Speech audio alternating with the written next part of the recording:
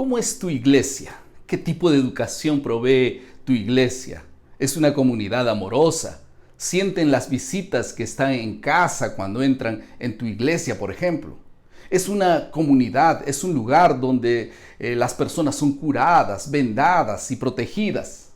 Ese es el tipo de educación que debe ofrecer la iglesia para un mundo herido. Sean todos bienvenidos al bosquejo de la lección de la escuela sabática.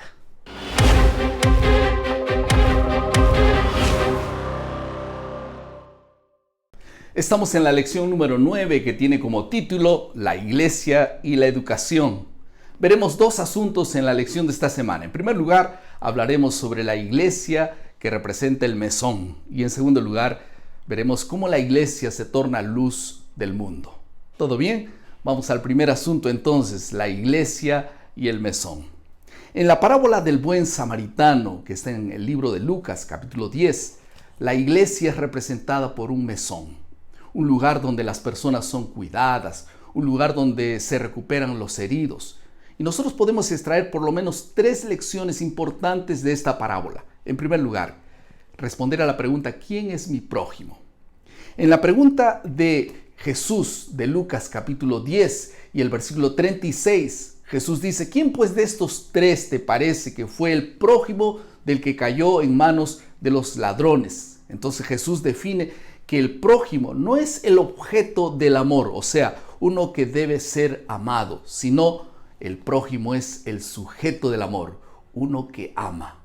Porque lo más importante no es tanto a quién debemos amar, porque puede llevarnos a ser selectivos, a elegir a quién nosotros debemos amar. No, lo importante es nosotros ser el prójimo de los demás. La tercera lección que encontramos en esta parábola es el contraste entre el accionar de los ladrones y el accionar de Jesús. Las acciones de los ladrones fueron 4 específicamente, y la Biblia dice cuáles fueron. En primer lugar, dice que le despojaron de todo lo que tenía, le robaron todo. En segundo lugar, le hirieron.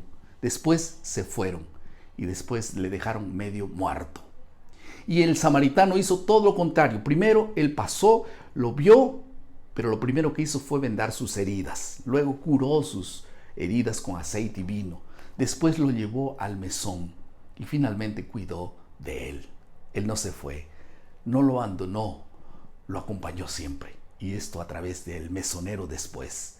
Y la lección es que nosotros somos llamados a hacer lo mismo, continuar la obra curativa, protectora de Jesús.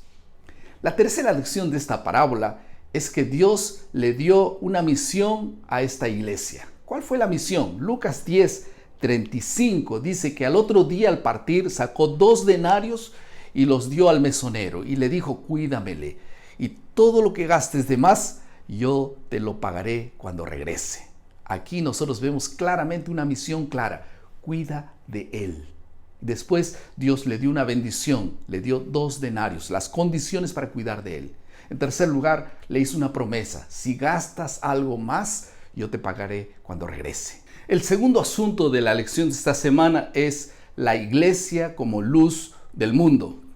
¿Qué significa esta declaración del libro de Mateo capítulo 5 y el versículo 14? Allí dice, vosotros sois la luz del mundo. Nuestro llamado es ser como los reflectores de luz. Y los reflectores de luz, en primer lugar, no fueron hechos para iluminarse a sí mismos.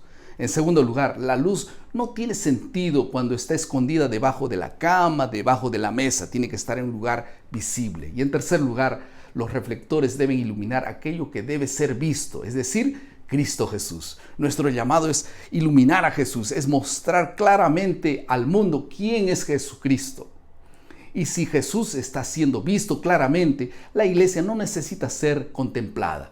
Jesús, Cristo, es el camino, la verdad y la vida. Juan 14:6. Y la verdadera educación consiste en mostrar a Jesús lo más claramente posible. Amén. Ahora algunas aplicaciones. El egoísmo, el núcleo de todo pecado, es un pozo de amor propio, interiormente acariciado. Es lo único que nosotros pensamos a veces, es en nosotros mismos. Pero el amor es el núcleo de toda comunidad donde nos entregamos a los demás. Las iglesias son escuelas donde aprendemos a edificar comunidades y convertirlas en pequeños paraísos en la tierra, donde las personas se sienten seguras y anhelan su hogar celestial. Vamos a orar. Querido Padre, por favor, edifica tu iglesia. Que cada iglesia pueda ser un centro de educación permanente donde podamos encontrar a Jesús. Que este Jesús pueda ser mostrado claramente y nosotros seamos el reflejo de este gran amor que tú viniste a dejar a este mundo. En el nombre de Jesús. Amén. Muchas gracias por estar con nosotros una vez más. Recuerden nuestro lema: maná cada día, cada uno, cada mañana es alimento para la vida. Y recuerden, estaré los próximos días en mi propio canal, Pastor Edison Choque. Ustedes pueden seguirnos. Que Dios los bendiga.